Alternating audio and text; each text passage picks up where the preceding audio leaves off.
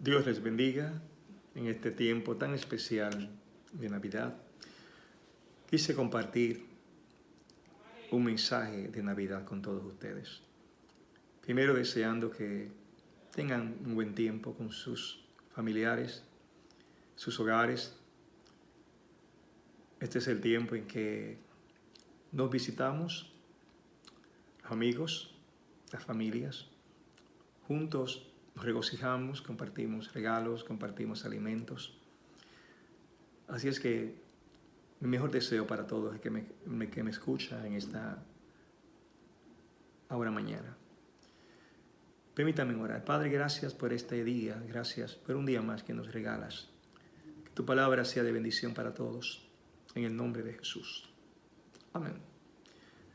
Cristo y la Navidad. Es un tema importante. Para los cristianos el día y el tema más importante. También para la humanidad. De hecho, fechamos cronológicamente usualmente como antes de Cristo y después de Cristo. El personaje más importante de la historia. Para nosotros, claro, nuestro Señor, Dios y Salvador, Todopoderoso. Así es que hoy en el mundo cristiano, en estos días, más bien el 24, decimos Nochebuena, 25, día de Navidad o nacimiento de Jesús. El mundo cristiano celebra el nacimiento de Jesús. Hay que decir, sin embargo, que la fecha no es tan importante como la verdad de que Jesús vino a la tierra para salvarnos. Y digo que la fecha no es tan importante porque cuando se estudia la historia, se puede entender que el 25 de diciembre realmente no fue el día cronológico del nacimiento de Jesús. Sin embargo, lo hemos asumido y vamos a decir que entonces vamos a celebrar ese día como si lo fuera.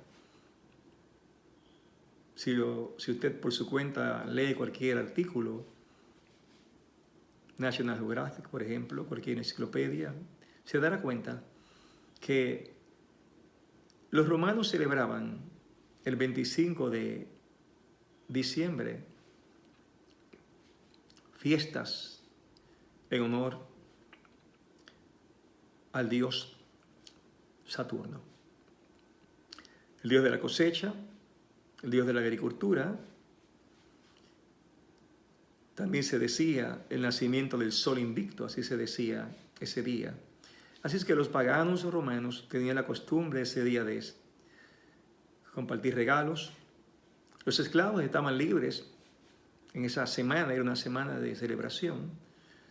Y cuando llegó el cristianismo y se hizo oficial por el emperador Constantino, Constantino quiso utilizar la costumbre de esa celebración y lo que hizo fue, entendiendo ver que así ayudaba al cristianismo, a la propagación de la fe entre los paganos romanos, quiso usar ese día del 25 de noviembre, que se celebraba el nacimiento de Apolo, simplemente le cambió el destino, le cambió el significado y dijo, este será el día en que Jesús nació. Por eso los cristianos celebramos el 25 de diciembre, no con la realidad de que sabemos que fue ese día, pero lo hemos asumido. El mensaje en esta mañana no es para discutir si debemos o no celebrarlo, más bien lo vamos a asumir como enseñanza. Por ejemplo, mi familia tuvo la experiencia, yo tengo la experiencia de haber siempre celebrado y haber saludado a mi madre el día 6 de enero, día de su cumpleaños. Mi madre está con el Señor, partió hace unos cuantos años. Y luego descubrimos, apenas hace 5 o 6 años, cuando hacíamos las actas de nacimiento nuevamente, nos dimos cuenta que no había nacido el 6 de enero, sino en diciembre. Al fin y al cabo, quiero decir que siempre celebramos la fecha equivocada, pero lo importante no era la fecha, sino el momento. Igual decimos hoy. No es importante saber si fue el 25 o posiblemente en abril, como sí lo fue, sin duda. Lo importante es que ocurrió. Lo importante es que Jesús vino. Así que vamos a hablar hoy del significado espiritual.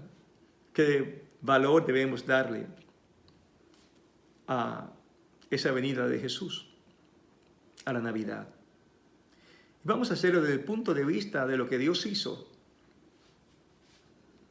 para ese tiempo tan especial. Lo primero que vamos a mirar es que todo lo que pasó fue profético. Nada ha sido dejado al azar en la vida de Jesús. Dios todo lo tiene controlado.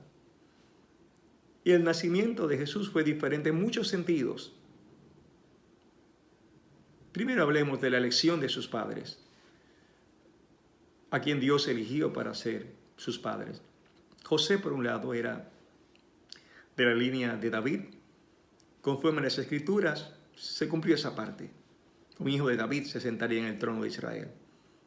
Pues Dios cumple esa parte, porque es un Dios fiel a su palabra y a lo revelado. Sin embargo, aquel hombre era un simple carpintero. No era un rey, no era un guerrero poderoso, era un hombre común del pueblo. Que de hecho sabemos que murió posiblemente joven, porque no se menciona ya en los evangelios. Se menciona a María y a sus hermanos de Jesús, pero nunca más se menciona a José, por lo cual entendemos que murió joven. De hecho, el hecho que Jesús fuese carpintero nos indica que, como era la costumbre, aprendió de su padre el oficio.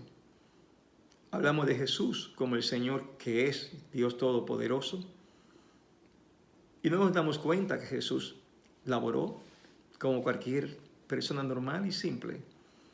Posiblemente durante más de 25 años fue carpintero.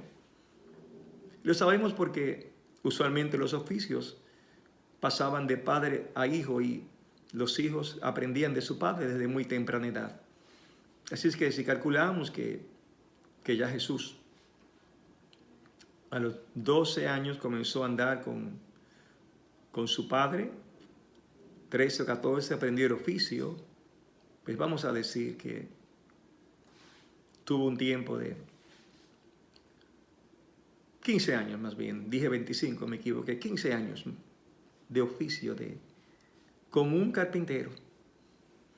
De hecho, la Biblia, cuando habla de Jesús, en Marcos 6:3 dice de la gente asombrándose en Nazaret, dice, ¿no es este el carpintero, hijo de María, hermano de Jacobo, de José, de Judas y de Simón? ¿No están también aquí con nosotros sus hermanas?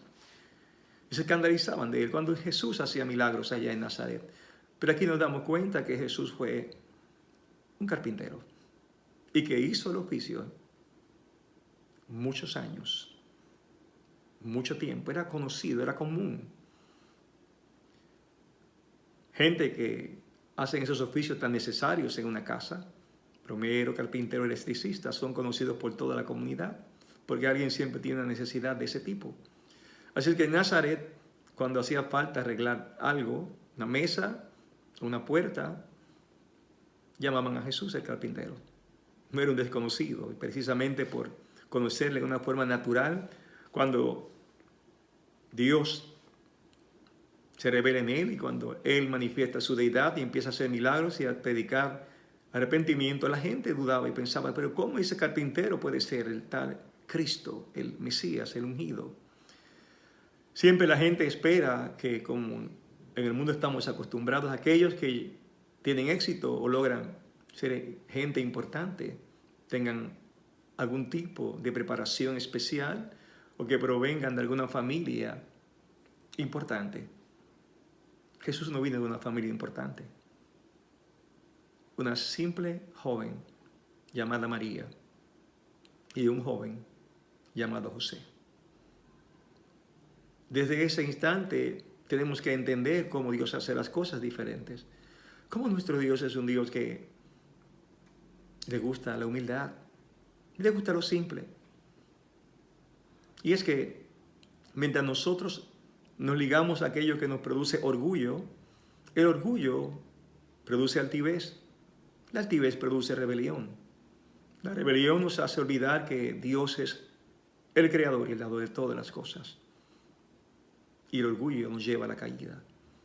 Por lo tanto, Dios quiere que aprendamos a ser humildes y que aprendamos que lo que es lujo, pompa, la grandiosidad y la elocuencia del hombre no afectan a Dios. Dios quiere gente que se humille, gente que le ame, gente que sea simple. Pero hablemos de la elección del lugar. Dios eligió, y en eso hay un cumplimiento, de que Jesús viniera de Belén. Conforme a las Escrituras se estaba cumpliendo que habría de venir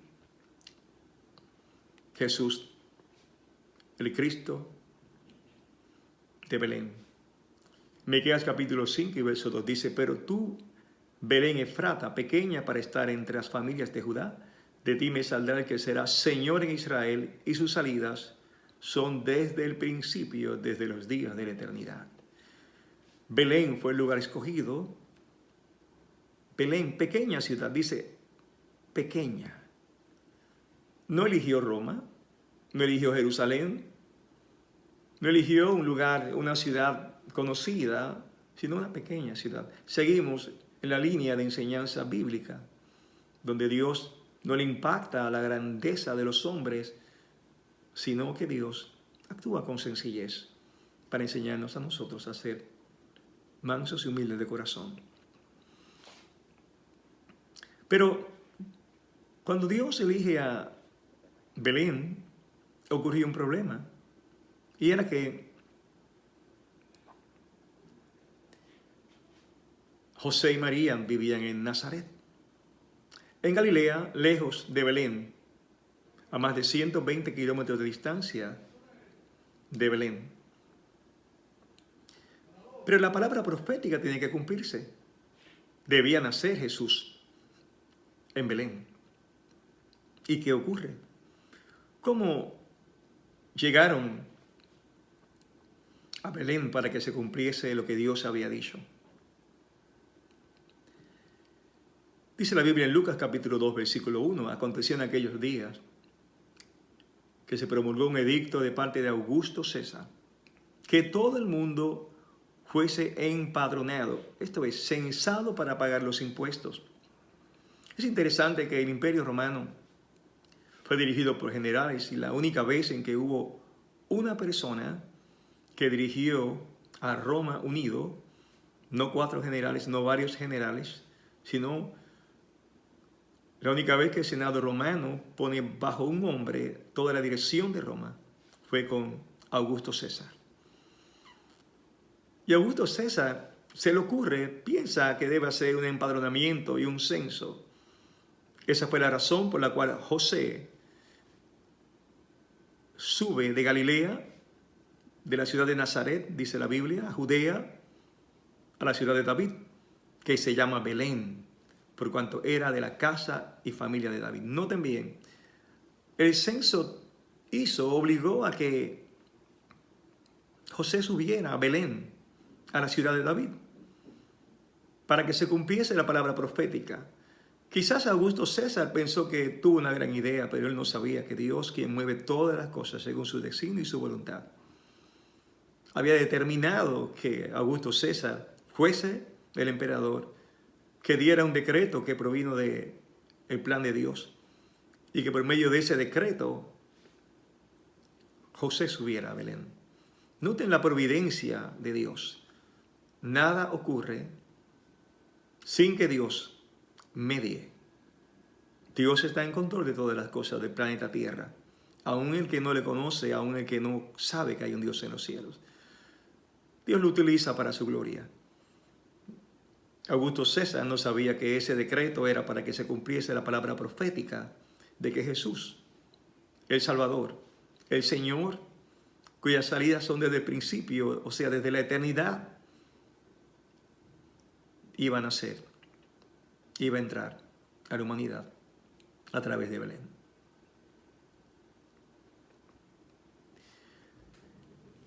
Interesante es que Jesús, la gente pensó que era de Galilea porque a pesar de que nació en Belén, se crió en Galilea, y de hecho también hay que decir que donde él vivía, donde él ejerció como carpintero no fue un lugar famoso. De hecho, Juan 1:45 dice, Felipe halló a Natanael y le dijo, hemos hallado a aquel de quien escribió Moisés en la ley, así como los profetas, a Jesús, el hijo de José, de Nazaret. Natanael le dijo, ¿de Nazaret puede salir algo de bueno? Le dijo Felipe, ven y ve. Luego en Juan 7:5-2 dice la Biblia, a Nicodemo le dice un grupo de personas, le dice, ¿eres tú también Galileo? Escudriña y ve que de Galilea nunca se ha levantado profeta. Jesús entonces se crió en Galilea, una región, ciudad de Nazaret. De Nazaret no se hablaba bien y en Galilea nunca hubo profeta. Noten otra vez la simplicidad de Dios.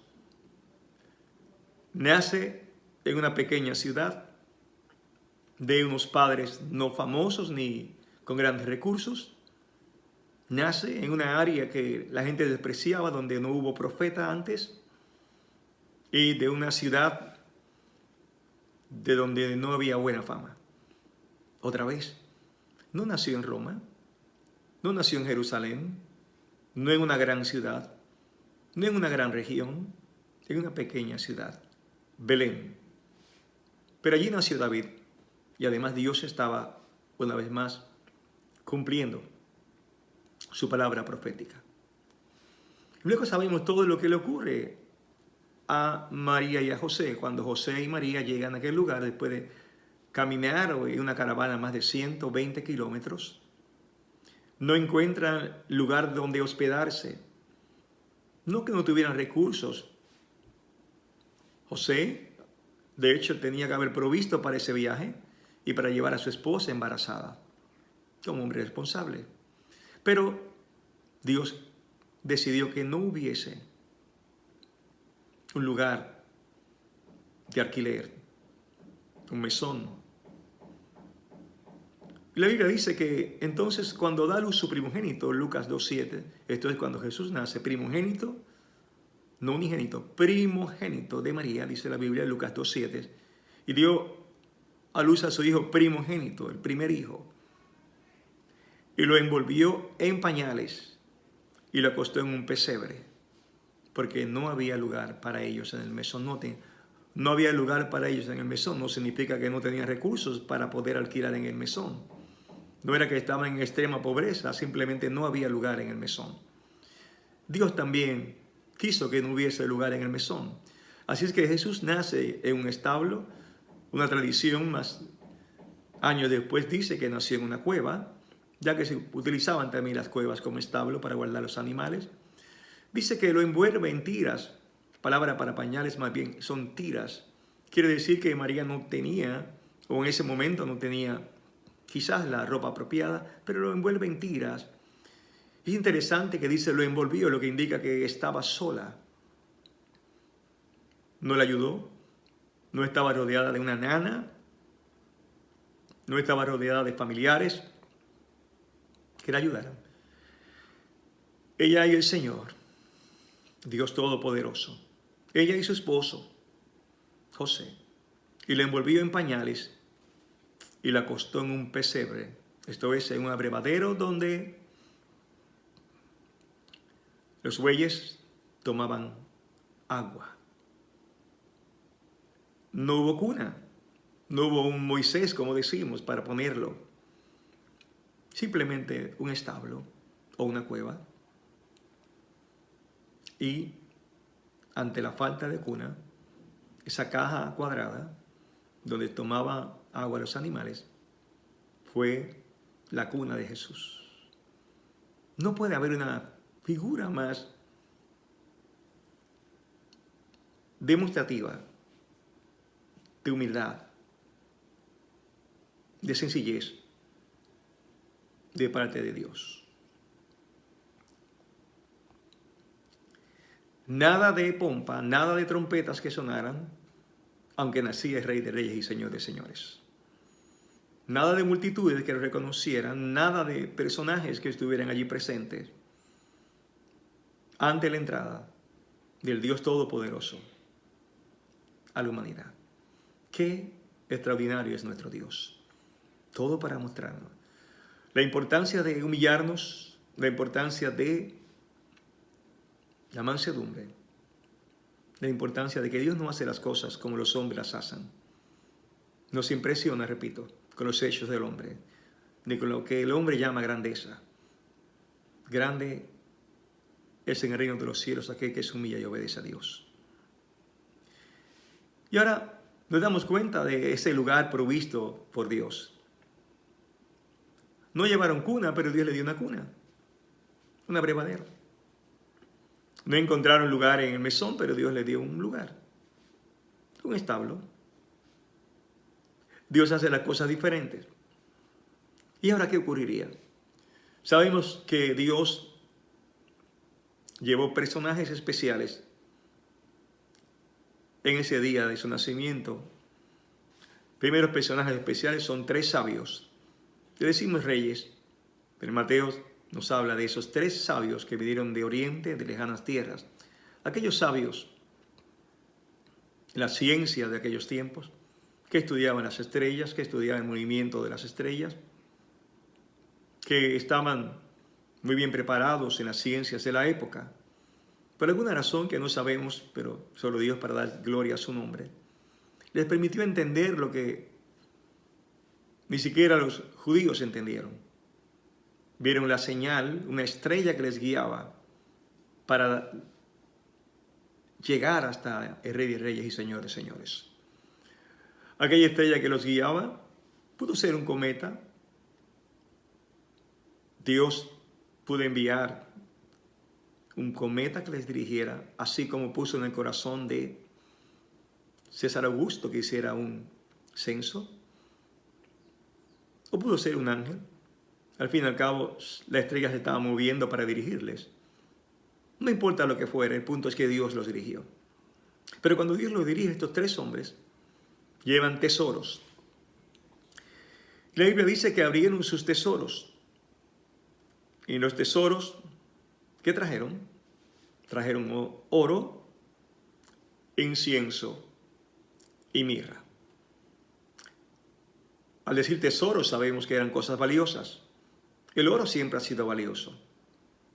La mirra, una especie de ungüento, debía ser valiosísima en aquel tiempo, y el incienso por igual. Esas 3 cosas no solo son simbólicos de la oración, de la unción, la mirra simbólico de la unción, el oro símbolo de lo más preciado para Dios. Pero esas 3 cosas sirvieron para que cuando José huyera a Egipto por más de 3 años y medio, tuviera con qué sostener a su familia. Dios había provisto lo necesario. José quizás no llevó lo necesario, pero Dios sabía lo que necesitaba. José no sabía que tendría que irse a Egipto, donde nadie le conocía, donde no tenía herramientas para hacer su trabajo de carpintero, donde no tenía casa ni lugar, pero Dios lo sabía, por tanto le dio el oro suficiente para ser mantenido. Dios nunca es sorprendido por nada. Él conoce lo que necesitas, cuándo lo necesitas y dónde lo necesitas. Así que Dios una vez más muestra su soberana disposición. Aquellos 3 hombres llevaron lo que ellos necesitaban.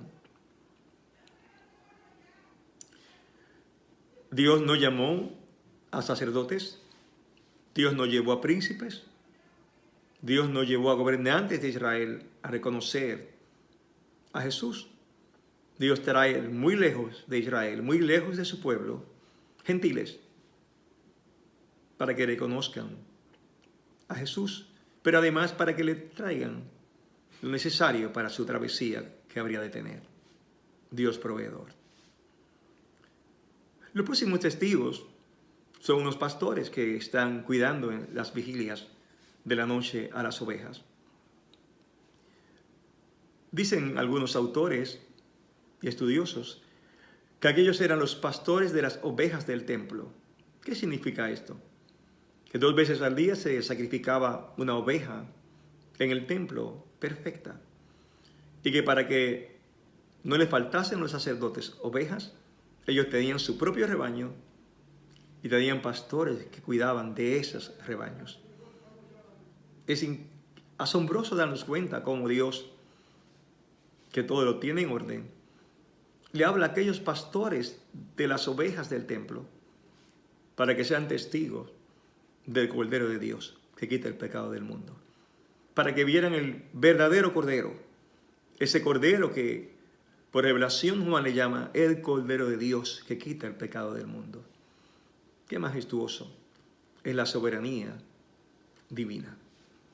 Aquellos pastores reciben noticias de que ha nacido un Salvador. Aquellos pastores ven los ángeles que adoran. Y dice la Biblia que vienen apresuradamente, Lucas 2:16. Y hallan a María y a José y al niño acostado en el pesebre, porque la señal que les fue dada fue que hallarían al niño en pañales en un pesebre. No era nada extraño que un niño fuese envuelto en tiras, pero que un niño fuese puesto en un pesebre sumamente difícil, extraño, inconcebible. Así que solo tuvieron que encontrar un niño en un pesebre, que de hecho no creo que hubiera ninguno, para darse cuenta que habían hallado a María y a José. Y al verlo, verso 17, dieron a conocer lo que se les había dicho acerca del niño. Es importante que entiendan esto. María, José estaban solos. María sabía que Dios le había revelado quién era Jesús. María sabía que había concebido en forma extraordinaria por obra del Espíritu Santo. Quizás en aquel instante donde estaban, donde el ambiente no les mostraba que había nacido un rey, pudo haber dudas en su corazón. Y entonces Dios le envía personas que le den crédito, fortalezcan su fe. Primero los reyes, y ahora estos pastores cuentan lo que los ángeles le dijeron. Nunca estamos solos. Y aun cuando estamos solos, Dios nos envía palabras de consolación para que entendamos que Él continúa a nuestro lado. Que Dios tan maravilloso, que conoce cada detalle de la necesidad del hombre, del corazón nuestro, de sus hijos, saben Él cómo tratarnos. Sabe Él cómo cuidarnos. Supo Él cómo cuidar a María, a José. Supo Él cómo cuidar al niño Jesús. Y todos los que oyeron se maravillaron de lo que los pastores les decían. Aparentemente ya se había reunido unas cuantas personas, pero me parece que las 3 personas más importantes que estaban allí, por decirlo así, eran los sabios o los reyes de Oriente, que oyeron ahora un testimonio mayor de los que ellos habían pensado. Aquel era el Salvador. Ha nacido hoy en la ciudad de David un Salvador, que es Cristo el Señor. Era el testimonio de los pastores, es el testimonio de la iglesia cristiana, es el testimonio de la palabra de Dios. ¿Quién ha nacido? El ungido, el Señor, el Cristo. Son buenas nuevas de gran gozo para todas las generaciones. Así nace Jesús. Se excluye una gran familia, se excluye una gran ciudad, se excluye un gran lugar, se excluye la gente que llamamos importante, de apellidos, de abolengo, para celebrar, pero se incluye el cuidado de Dios, se incluye la soberanía de Dios, se incluye el plan perfecto de Dios, se incluye la sencillez, la humildad con la cual nos debemos acercar a Dios. El que se humilla será exaltado. En este tiempo en que tú celebras la Navidad con tu familia, yo me uno a los ejércitos celestiales para desearte lo que ellos desearon. Gloria a Dios en las alturas y en la tierra paz, buena voluntad para con los hombres. Me uno para desearte que puedas recibir el regalo de la salvación, que es Cristo Jesús. Y la buena voluntad de Dios vendrá sobre tu vida. Me uno para decirte, si estás en Cristo, que no te olvides de tu Salvador, de tu Señor, de ese regalo tan precioso por el cual cada día adoramos y bendecimos a Dios Todopoderoso. Mi oración, que Dios te conceda salvación a ti y a tu casa. Y de esa manera entonces te deseo que tengas feliz Navidad. Que Dios te bendiga, que Dios te guarde en este día.